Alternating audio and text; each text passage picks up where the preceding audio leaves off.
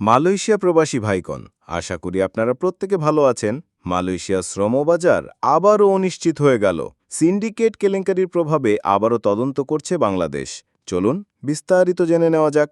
মালয়েশিয়ার শ্রমবাজার দীর্ঘদিন ধরে বাংলাদেশিদের জন্য অন্যতম জনপ্রিয় একটি গন্তব্য। তবে অতীতে এই রিক্রুটিং এজেন্সিগুলোর অনিয়ম, দুর্নীতি ও সিন্ডিকেটের কারণে একাধিকবার এই শ্রমবাজারটি বন্ধ হয়ে যায়। তদন্ত সংস্থার তথ্য অনুযায়ী অন্তত 10টি এজেন্সি শ্রমিকদের কাছ থেকে সরকারি নির্ধারিত ফির বাইরে কোটি কোটি টাকা হাতিয়ে নিয়েছে।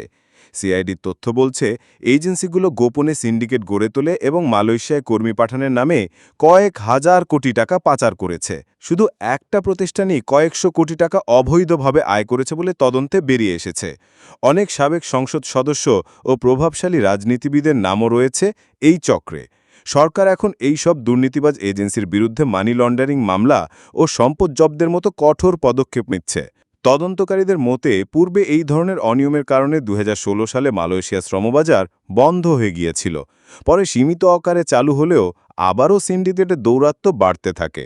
ফলে বাংলাদেশ সরকারি বা স্পষ্ট করেছে যে প্রবাসীদের ঘাম ঝরা অর্থ লুটপাটকারী এজেন্টদের বিচার না হওয়া পর্যন্ত নতুন করে কলিং সুবিধা চালুর বিষয়ে তারা সতর্ক অবস্থানে থাকবে।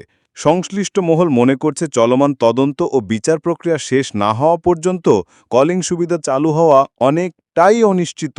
অতএব শ্রমবাজার খুললেও আগের মতো সিন্ডিকেট বা দালালের মাধ্যমে নয়, বরং স্বচ্ছ প্রক্রিয়ার মাধ্যমে যেন বাংলাদেশি কর্মী যেতে পারে, সেই বিষয়টি এখন সরকারের প্রধান অগ্রাধিকার। প্রবাসীদের মনে প্রশ্ন আরও গভীরভাবে এসেছে যখন আমরা দেখেছি যে এই যে ক্যাথারসিস ইন্টারন্যাশনালের মালিক, তার 100 কোটি টাকা সম্পদ জব্দ করা হয়েছে, যিনি কিনা বাইরার সাবেক মহাসচিব ছিল, যার নাম রুহুল আমিন স্বপন। তিনি আমাদের প্রবাসীদের কাছ থেকে 7 লাখ টাকা পর্যন্ত করে নিয়েছে। আর এই 7 লাখ টাকা পর্যন্ত নিয়ে সেই টাকাগুলো সে বিদেশে পাচার করেছে। এই রকম অসংখ্য এজেন্সি আছে। আর এই এজেন্সিগুলো তারা কিন্তু বিদেশে টাকা পাচার করে ঠিক তেমনি প্রবাসীদের গলা কেটে টাকা নিয়েছে। 2014 সালের পর ক্যাথারসিস ইন্টারন্যাশনাল রিক্রুটিং এজেন্সির মাধ্যমে মালয়েশিয়া কর্মী গিয়েছে 45,200 জন। আর এই যে বিভিন্ন এজেন্সির মাধ্যমে নেওয়া হয়েছে সিন্ডিকেটের 10 সদস্য, তাদের অবৈধ সম্পদের খোঁজ নিয়েছে বাংলাদেশ সিআইডি। এখন যেহেতু বাংলাদেশ সরকার নতুন করে তদন্ত শুরু করেছে, এই অবস্থায় মালয়েশিয়া কলিং ভিসা আবার চালু হবে কিনা সেটা নিয়েও সন্দেহ রয়ে গিয়েছে। কারণ এই যে বিভিন্ন পাচার চক্র, সিন্ডিকেট চক্র, তাদের অনেক বড় একটা সিন্ডিকেট চক্র রয়েছে দেশে এবং বিদেশে। তারা হয়তো চাইবে না কোনোভাবেই লোকগুলোর বিচার হোক। আর এই বিচার প্রক্রিয়া যদি শুরু হয়ে যায়, তাহলে তারা মালয়েশিয়া কলিং ভিসা চালু করতে দিবে না। বিদেশ থেকে হয়তো তারা এই বিষয়ে চাপ প্রয়োগ করতে পারে মালয়েশিয়া সরকারের মাধ্যমে। দেখার বিষয়, বাংলাদেশ সরকার এই চাপ সামলে কলিং ভিসা এবং এই সিন্ডিকেটের বিচার করতে পারে কিনা।